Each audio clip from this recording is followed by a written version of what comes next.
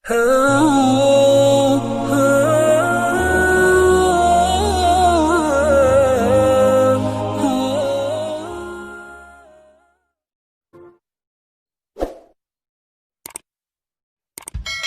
kita akan membahas pertanyaan masih seputar wudhu. Ini ada pertanyaan dari teman-teman tentang bagaimana hukumnya wudhu di kamar mandi atau wudhu di toilet. Karena tidak semua orang punya ruangan khusus untuk wudhu. Dan memang anehnya kita ini ya.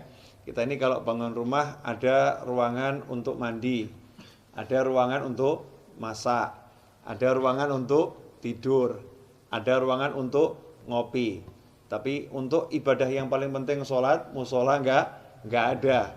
Kemudian fasilitas untuk sholat, wudhu juga tidak disediakan khusus. Ini kita kelemahannya. Menyikapi hal itu, maka timbul pertanyaan, kalau wudhunya tidak di ruangan khusus, ya tidak di ruangan khusus untuk wudhu atau enggak punya padasan. Kalau orang Jawa dulu punya padasan ya, gentong yang ada lubangnya di bawah, taruh di halaman untuk minum atau untuk wudhu.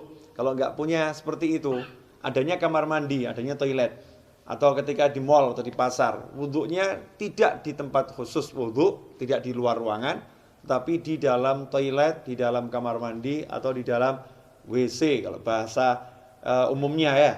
Kira-kira seperti apa? Sah tidak wudhunya?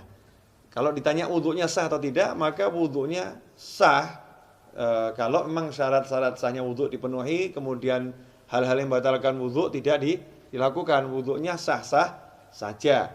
Tetapi timbul masalah, orang wudhu itu ada sunnah-sunnah dan ada adab. Di antara sunnah-sunnahnya adalah membaca Bismillahirrahmanirrahim di awal wudhu seperti yang sudah dijelaskan. Kemudian nanti ada doa setelah wudhu. Dan ada adab-adab yang diajarkan oleh para ulama. Ada ulama-ulama yang menyusun doa-doa ketika basuh wajah, doa ketika berkumur, doa ketika membasuh tangan, doa ketika membasuh kaki, seperti yang dijelaskan oleh Imam Ghazali dalam kitabnya Bidayatul Hidayah. Jadi memang doa-doa itu tidak diajarkan Rasulullah SAW, tapi orang diajarkan untuk berdoa kapanpun ya. Apalagi kalau doa ini dari para ulama. Lantas bagaimana kita mau membaca doa di dalam kamar mandi? Atau kita mau membaca Bismillahirrahmanirrahim sedangkan di dalam kamar mandi? Sementara kita ketahui Nabi kita Muhammad SAW mengajarkan agar kita tidak membaca lafzul jalalah, asma Allah, atau ayat-ayat Al-Quran, atau doa-doa di dalam toilet, di dalam kamar mandi. Emang apakah ada sumber hadisnya? Ada. Kita semua tahu baginda Muhammad SAW itu punya cincin. Ya, punya cincin. Khatiman min fiddah, dari perak. Ya, Rasulullah punya cincin dari perak, yang cincin itu fungsinya sekaligus sebagai stempel. Ya, fungsinya sebagai stempel. Dulu Rasulullah SAW tidak punya cincin, tidak punya stempel. Tapi ketika sahabat mengatakan, nih raja-raja yang pembesar-besar non-muslim itu kalau dapat surat, tidak ada stempelnya tidak mau terima. Ya, mereka tidak akan menerima surat kalau nggak ada stempelnya. Rasul pun mengikuti, kalau begitu buatkan saya stempel. Ya, buatkan saya stempel. Maka dibuatkan stempel, bunyinya Muhammadun Rasulullah. Ya, Muhammadun Rasulullah. Jadi Allahnya paling atas, berupa cincin dari perak.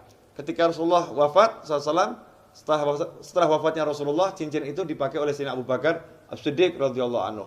Setelah wafatnya Sayyidina Abu Bakar dipakai oleh Sayyidina Umar ibn Khattab. Kemudian dipakai oleh Sayyidina Utsman bin Affan radhiyallahu anhu. Nah, ketika dipakai Sayyidina Utsman, cincin itu jatuh ke Bir Aris, ya, sumur Aris. Ya, kemudian tidak ditemukan lagi. Nah, apa dasarnya?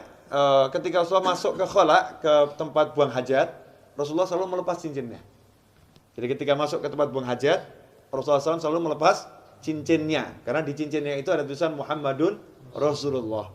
Kalau membawa tulisan aja tidak dianjurkan, apalagi mengucapkannya.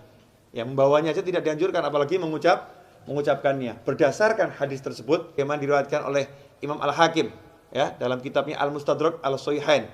Di situ beliau menyatakan, anna Rasulullah labisa khatiman naksuhu Muhammadur Rasulullah fakana idza dakhala al-khala wada'ahu. Kata Al-Hakim dalam kitab Al-Mustadrak, Az-Zuhri menyebutkan bahwasanya Rasulullah SAW punya cincin yang tulisannya adalah Muhammadun Rasulullah. Idza dakhala al-khala wada'ahu. Kalau masuk ke khala, ke toilet, Rasulullah SAW selalu melepaskan cincinnya tersebut. Hadits ini sahih menurut syarat Imam Bukhari dan Muslim, tapi tidak dicantumkan dalam kitab hadits Bukhari maupun Muslim. Maka ditulis oleh Al-Hakim dalam kitabnya Al-Mustadrak yang disusulkan ya. Hadits-hadits yang disusulkan. Sebetulnya menurut Bukhari dan Muslim sahih, tetapi belum atau tidak dicantumkan dalam kitab Bukhari maupun kitab Muslim. Nah, hadits ini menunjukkan memang kalau masuk kamar mandi jangan bawa tulisan yang mengandung nama Allah atau nama Rasulullah Shallallahu Alaihi Wasallam. Dari sini ulama kemudian mengambil kesimpulan kalau membawa tulisan nggak boleh, apalagi membacanya. Bukan haram ya, tidak boleh dalam arti tidak beradab atau kurang sopan. Karena itu seyukyanya jangan berwudu di toilet, seyukyanya.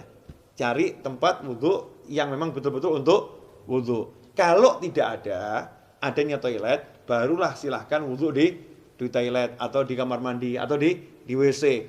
Tapi kalau wudu di kamar mandi, toilet atau WC, jaga adabnya. Apa adabnya itu?